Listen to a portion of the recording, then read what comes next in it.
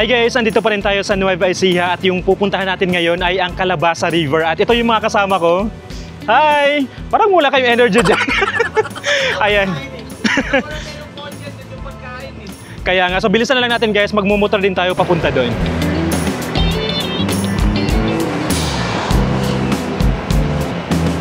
Grabe guys, so makikita niyo naman yung tanawin, sobrang ganda na. Ito na yung way natin papunta dun sa Calabasa. Dito pa lang, sobrang solve na, mabubusog na yung mga mata natin.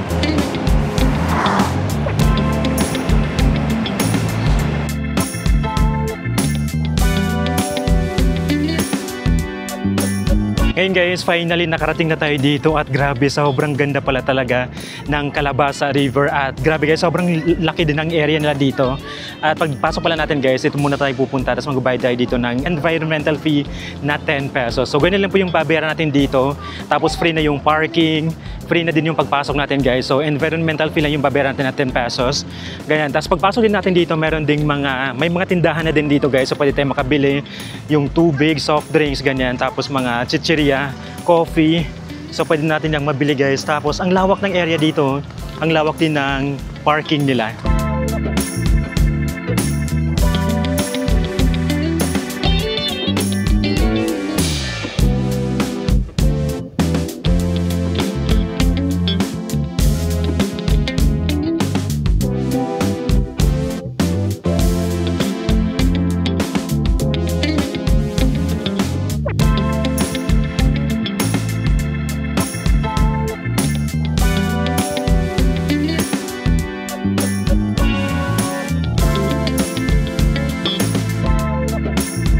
Pwede din pala tayong mag-ATV dito guys, 800 pesos for 1 hour.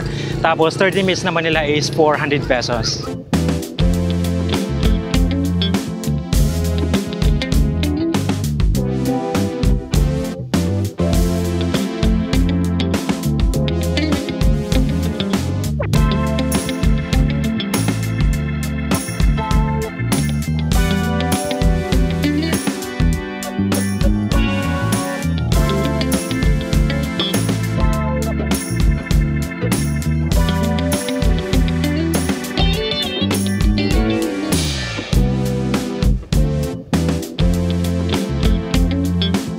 Ngayon naman, dito lang ako sa may bandang gitna. Dito pala guys, meron ng tubig dito na part. Ayan, pakita ko lang kung gaano siya kalawak talaga dito. Tapos ito naman, napalibutan tayo ng mountains. Kaya mas maganda kasi may mountains ay makikita. At the same time, mahangin din dito. At syempre, ang ganda ng view.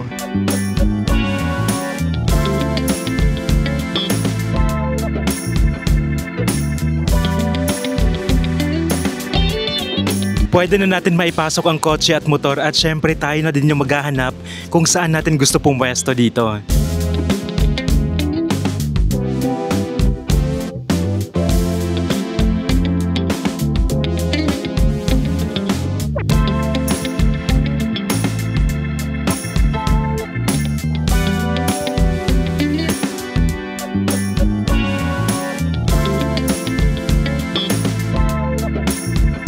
Guys, dito na pala kami pumeso sa may gilid ng ilog para mas malapit din. Ayan, tapos pwede tayong mag-tent lang dito guys. Pwede kayo magdala ng tent, wala tayong babayaran din. So, ano lang, enjoy muna natin. Michelle, okay ka naman? Diba? Ayan, ang lamig ng tubig. Tapos ito lang yung tent natin, sobrang lapit lang. Ay, sorry. May naguhubad pala doon. Sensor.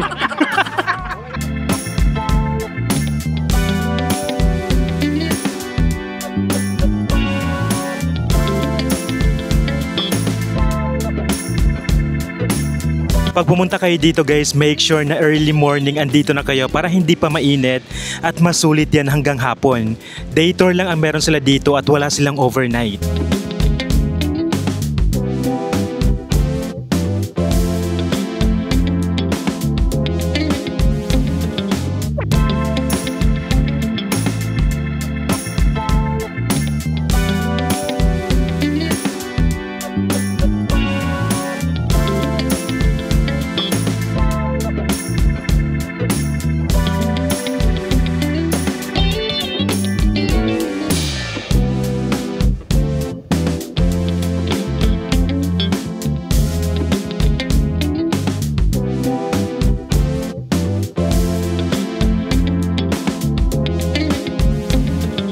Naligo na din kami dito guys at very quick lang yung pag-visit natin dahil late na kami dumating dito. Kaya kailangan sulitin natin.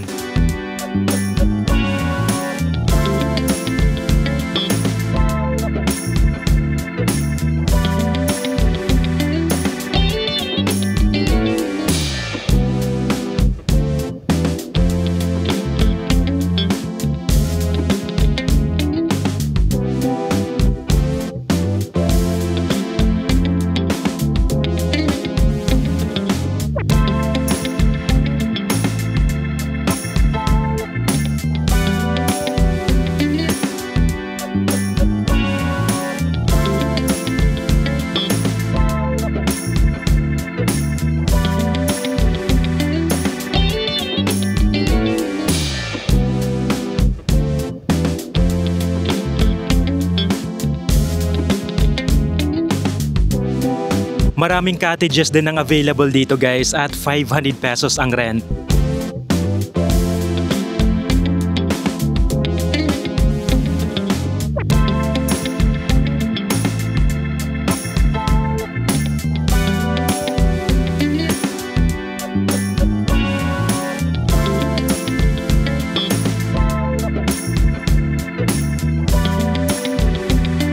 Ayun guys, so tapos na kami dito. Grabe, sobrang ganda talaga ng kalabasa. No? Na-feel niyo ba yung kalabasa? Yes! Diyos ko, yung pagpunta natin dito, pagod na kayo. Tapos ngayon, mas grabe yung pagod. Hagod na hagod. Last day namin today. Last day. Yes, goodbye. Back to Manila. Ay, Work na ulit. work na ulit. Grabe, pwede bang magbakasyon na lang lagi? Pero it's long weekend well spent talaga. Ay, grabe yan. Thank you, Lord. Ayan guys, so abangan yung mga vlog natin. Thank you so much for watching. Huwag niyo pala kalimutan mag-subscribe, click the notification bell para ma-update kayo every time na mag-upload kami ng bagong video. Yun lang, thank you so much for watching. Bye! Galit na sa Enzo. Sorry na.